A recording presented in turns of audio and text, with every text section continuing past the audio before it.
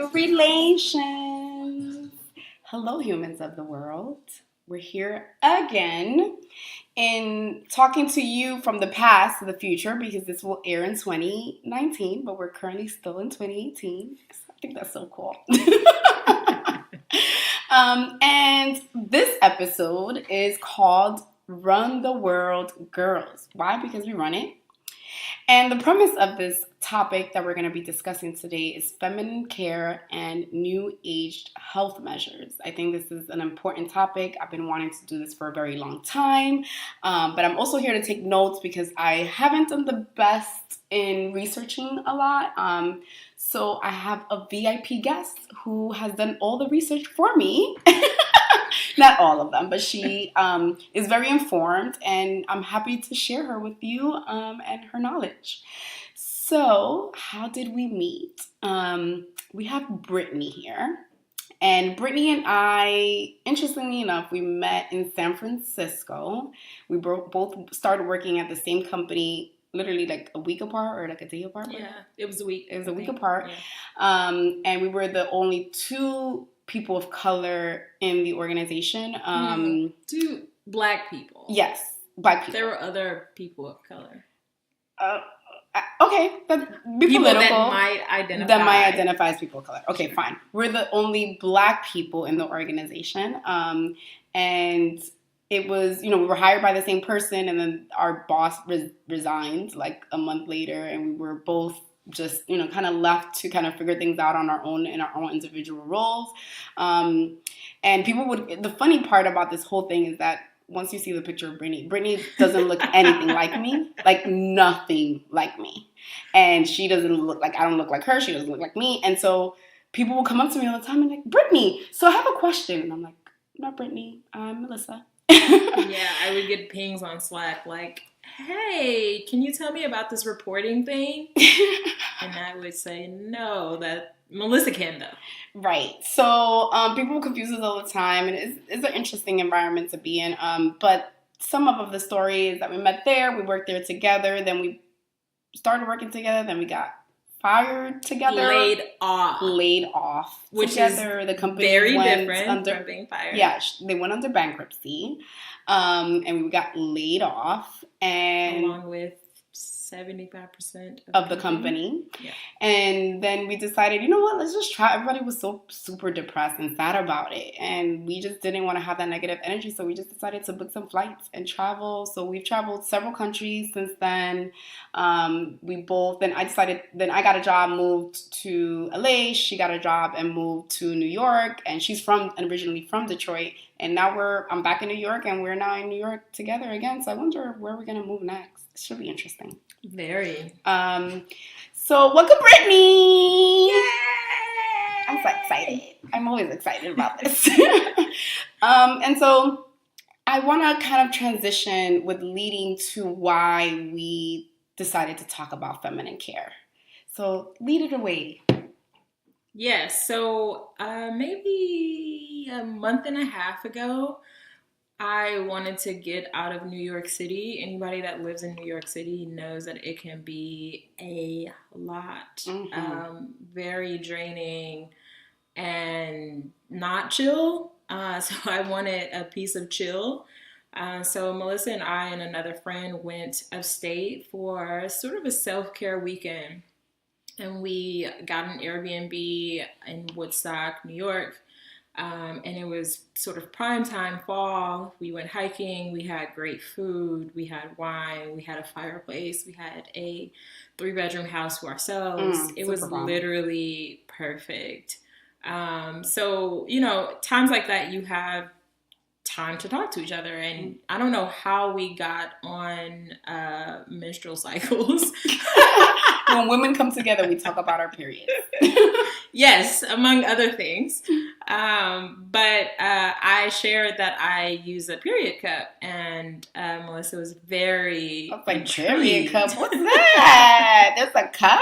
I want to know about this cup. And I'm a super fan of menstrual cups. I found out about them maybe 6 years ago. My doctor in Oakland, shout out to Dr. Andrea Johnson.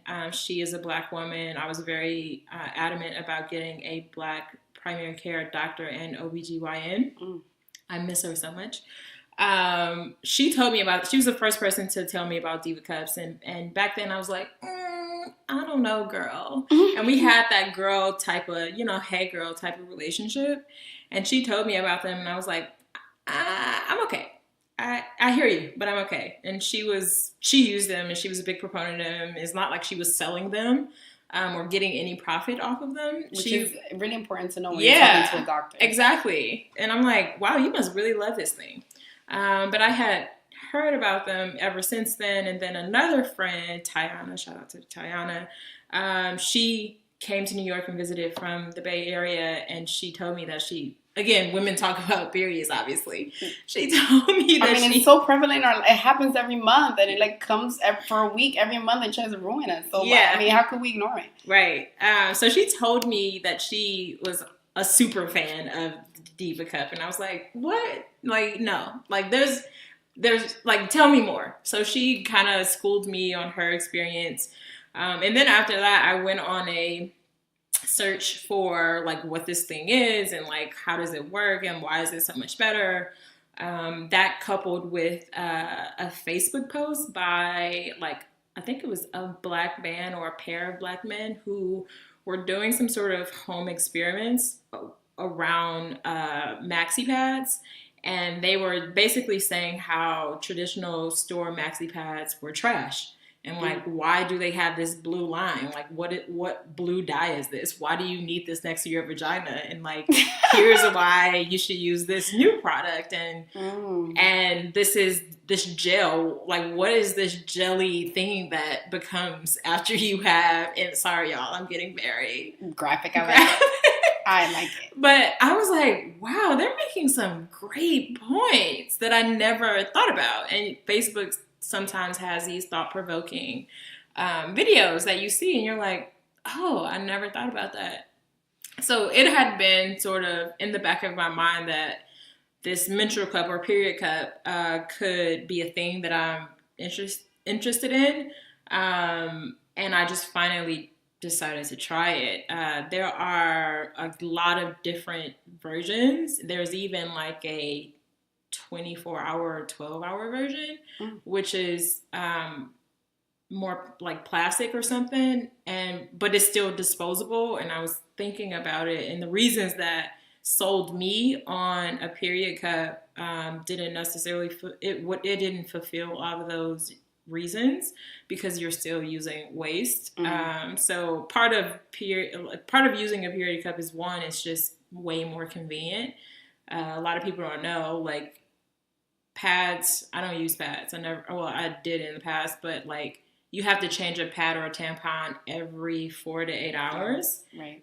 Diva Cup, you change once every 8 to 12 hours, depending on how heavy your flow is. Graphic question. Does this go inside? Like a whole cup goes in there and just stays there? Like a tampon goes in.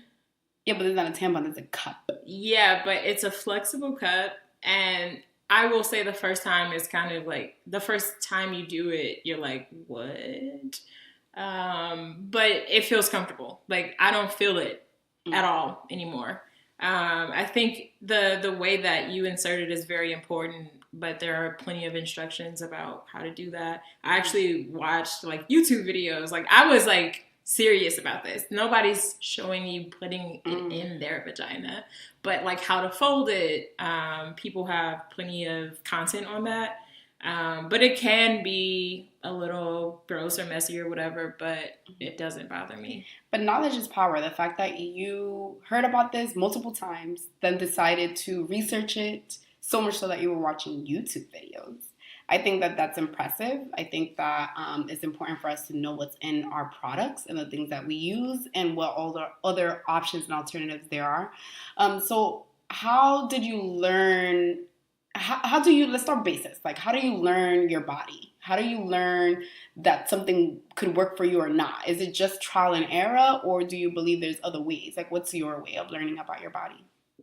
Yeah, I think the most important thing to do is really just pay attention to your body and take notes wherever you feel comfortable taking notes. I think that women are very smart, Yes, we are. and very observant, but sometimes to a fault, in the sense that we experience something over and over and we think it's normal, and it's not really normal. Like, this thing that you've made normal, this pain that you've made normal, is actually not normal. So I think that's where actually taking note comes into play, because you might notice a trend that you wouldn't have noticed otherwise if you're actually taking notes. And we live in this digital age, so there are so many different apps that will tell you or allow you to input what you're eating, what you're drinking, what pains you feel, etc. And that couldn't be a good way of sort of tracking these feelings or pains or whatever you might have. But I do think that having record of this feeling, or, you know, whatever mood that you are in is very, very helpful. So vulnerable moment. I'm guilty of that. So back in 2014, I ended up passing out in my apartment and waking up what seemed like to be maybe an hour and a half later, based on the time I went into the shower versus the time I woke up. And I remember just, you know, feeling whatever, like, worried, like, oh, maybe it's just because I didn't eat, or maybe there's something, you know, I'm fine, it's just maybe I'm tired, right? Like, you're right, as women, we're smart, but we like to make excuses or diagnose ourselves for, like, when things happen to us. And I'm definitely guilty of that. So it was right after, maybe like a couple of months after my brother passed away. And so I thought I was just like really depressed and really stressed, and like maybe that's why I passed out. And then when I finally went to consult a doctor, you know, he's like, is there anything else wrong? Like, anything that's different? And I'm like, well, I mean, I am having more normal than not menstrual cycles, but I think it's just stress. And he's like, yeah, you're right, it's just stress. Then I ended up going into urgent care, same thing. Even to the so much so I went because my headache wouldn't go away from my falling, which then turned out that I had a concussion that I didn't know about. And I remember the urgent care lady was like, well, is there something happening in your life as of recently? And I was like, well, yeah, I'm mourning my brother. My brother recently passed away. She's like, oh, yeah, maybe you're just having a headache because you're stressed and you're depressed. Do you want to see a psychologist? And I'm like, no, girl, I have a headache that won't go away. I can't sleep. I can't, like, there's something wrong. Like, and at that point, I was like so desperate. Like, I couldn't lie to myself anymore. It was like, I can't sleep. Something is wrong with my head. And, you know, I was no longer trying to like talk myself out of it. So I ended up taking myself to the emergency room, and they found that I had a concussion. Anyway, point is that through the concussion and all of that, my doctor, the emergency doctor, was like, you need to get tested. Something else must be wrong here. Like, if you're not a person who just passes out, then there's something else wrong. And so I've been digging around, and I didn't know that it was related to my period. I thought that there was something wrong with my stress levels. I was blaming it on all these other things. And when I took a blood test, they gave me an iron test, and they found out that I was chronically anemic. And I was like, chronically anemic? Anemia doesn't run in my family. I never had anemia in my life. And so when I started researching anemia, it's like, no, it's something that's usually genetic, passed down. Yeah. So because I didn't have it, I'm like, okay, there's something else wrong. How else do you become anemic? And I started reading about it, and it's like, oh, well, you release a lot of iron through your period. Yeah. And I was like, oh, well, I am bleeding a lot. Makes sense. When they looked at my iron levels, so they say your hemoglobin level for normal for women should be like a 7-8. I was at a 4. Like, it was, the doctor looked at me, he's like, how are you even functional? How are you moving? How are you doing anything? Usually people in this level are usually hospitalized. So they sent me urgently to get more iron. Point was that they were like, well, you need to go see gynecologists to figure out what's wrong. I proceeded to go to several gynecologists. Most of them try to just put me on birth control to regulate my hormones so that my heavy bleeding would stop. So I did maybe total in the 2 years or year and a half that I was sick before my surgery, maybe a total of 11 procedures or or options to figure out what's wrong or to regulate it. And 8 of them were different birth controls. Interesting. And by the 8th one and my 4th doctor, I was like, that's it. I can't take this anymore. I'm not putting my body through this. I feel crazy because now you're injecting all these hormones at me. My iron levels are low. I'm getting iron injections every month. Then I'm bleeding still crazy every month. This is not working. Something is wrong. And I'm glad that I stood up for myself and I fought. And I finally, the 5th doctor was the doctor of charms. I went in there with lots of questions and a list all the time. And she was never frustrated with me. She like answered all my questions. She understood where I was coming from. She gave me other options. And she was so open and honest with me, which is what I needed. But it took me to see all these other people. Imagine being sick, pushing yourself to research all of this stuff, having a daytime job, taking care of yourself. I'm by myself across the country, really didn't have family or really close friends. So it was like me to fend for myself. And I think it definitely pushed me to have a drive for myself, to know how to research for me and really advocate for my body and learn what my body is telling me instead of like disregarding it. And so anyway, long story short is that I ended up having 9 fibroid tumors that were causing me to hemorrhage every month. There was one particular tumor that was about 10 centimeters big, and it was stuck in between my uterus and my cervix, meaning that half of it was hanging out and half of it was in my uterus. And that one was the one that was causing most of the issue. Yeah. And what they were trying to do is give me all these different medications to like shrink it, but it just wasn't shrinking. And so the last option was surgery, and they didn't want to give me surgery because I was only 26 at the time. So they're like, you're really young. Usually women that get these type of surgeries have a problem conceiving later. And I'm like, well, I'm never going to conceive later because I'm sick. So I'm not even worried about I want to get to later. Yeah. Like, I don't want to think about after that. So whatever, my doctor promised, you know what, I'll do the surgery for you. A lot of people declined. I had 3 doctors decline to do the surgery for me, like immediately. They're like, you're 26? No, I'm not doing that. So she agreed. She said, I'll do it for you. The only thing is that I ask is for you to try these different treatments. I did 5 different ones with her, and none of them worked. So then we scheduled the surgery, and I got them all removed. I had an abdominal myomectomy, which means is that they make like a C-section cut, and they cut out the tumors out of your uterus, because I had that one big one in between my cervix and my uterus. They had to take my uterus out, cut around it, and remove it. That was really big because technically most women, they could cut around it and they won't have to cut or even remove their uterus from their body. Like, you never want an organ removed. That could cause a lot of damage. I ended up losing a lot of blood through my surgery. I almost died on the table. I had to get 7 blood transfusions, and my surgery went 3 hours over because it couldn't stop the hemorrhaging of the blood. So the fact that I'm alive is a miracle, which is amazing. And, my doctor just said, at this point, you just have to heal and take care of yourself. I do believe that you would be able to conceive because your ovaries are fine. All of your eggs are fine. It's just about carrying the baby that might be an issue. So you might have to be like on bed rest and high risk immediately. And I won't be able to have natural birth. And she's like, I don't care where you are and who you talk to. No matter what they tell you, I did your surgery. I know your body because I was in there. Mm-hmm. Don't ever allow any doctor to tell you that you could do natural birth. Just don't. And so, that's now what, 2016. We're about to enter 2019. That's 4 years ago. And, my period is amazing now. 3 days max. Pretty seamless. Pretty awesome. I've been really happy with the results. My C-section scar is really low, so I still look sexy in my bikini. I mean, it's awesome. I'm so happy about it. So, so what I urge is, for women who have heavy periods or painful menstrual cycles, it's important that you go out, you really seek to advocate for yourself. Like, the only way to find fibroids is if you get a sonogram.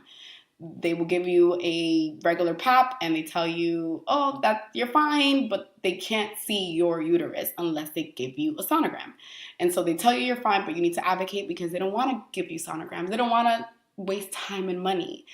So you should advocate, you should push. So I go to doctors and I tell them what I need. I don't go there and expect them to give me advice. I go with information of what my needs are and make my requests.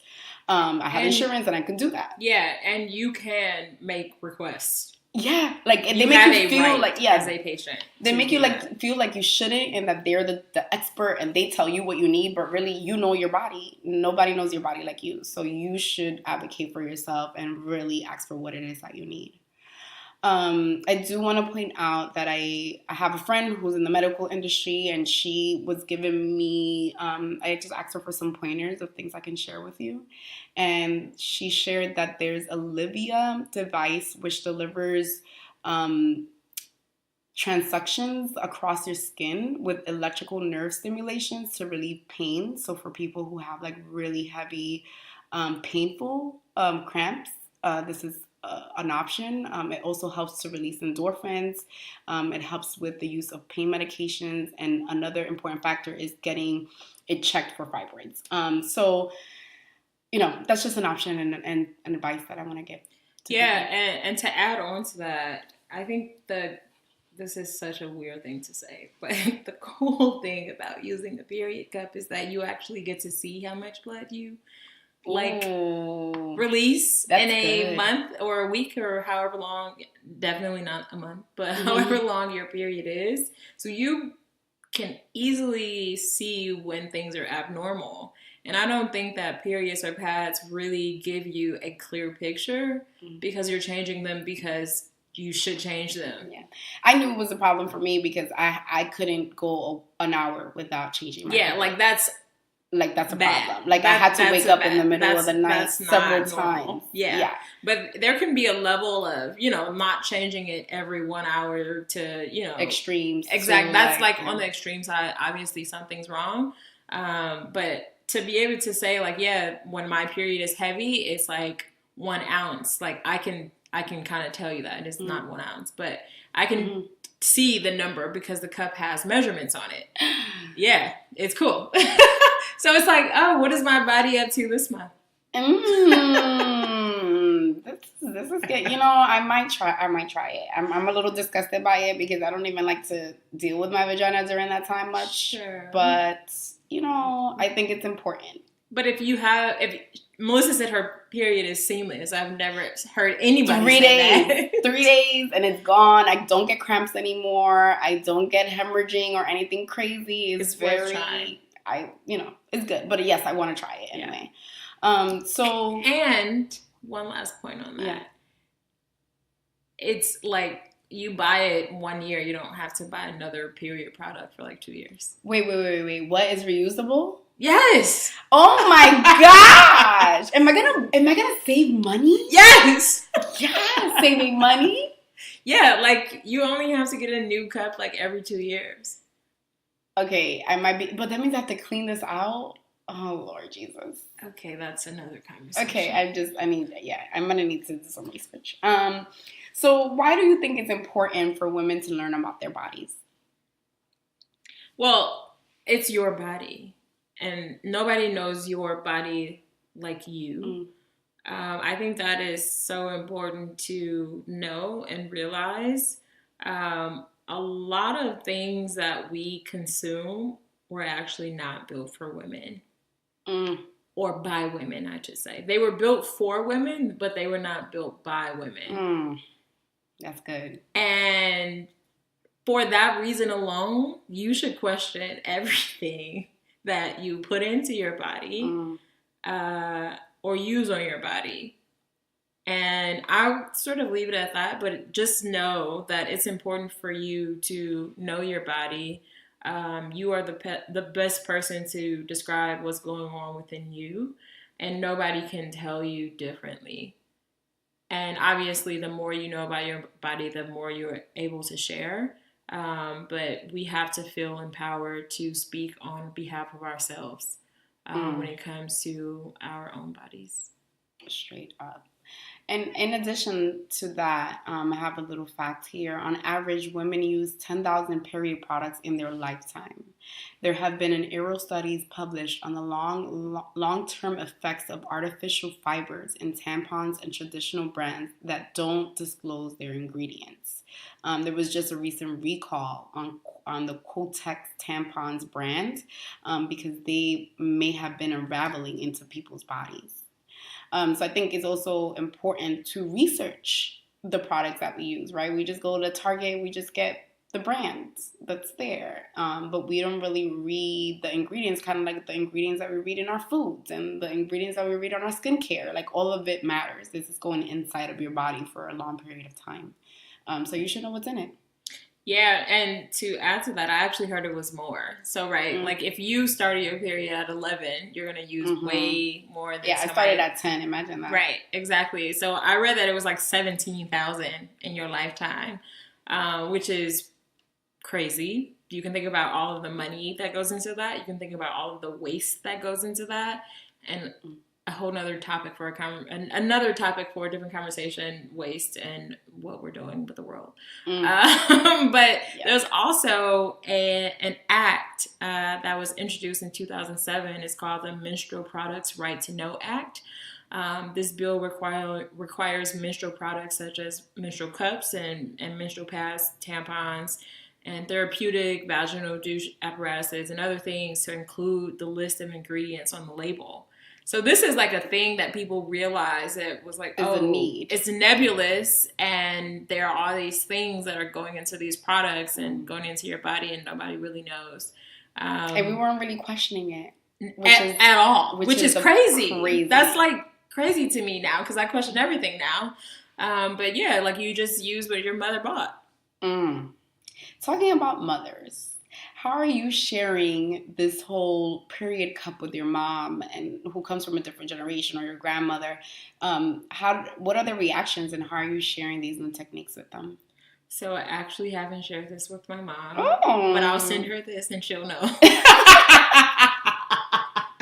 That's awesome. This is a good way for her to know that you're informed about new age millennial things. Yeah, hey, Mom.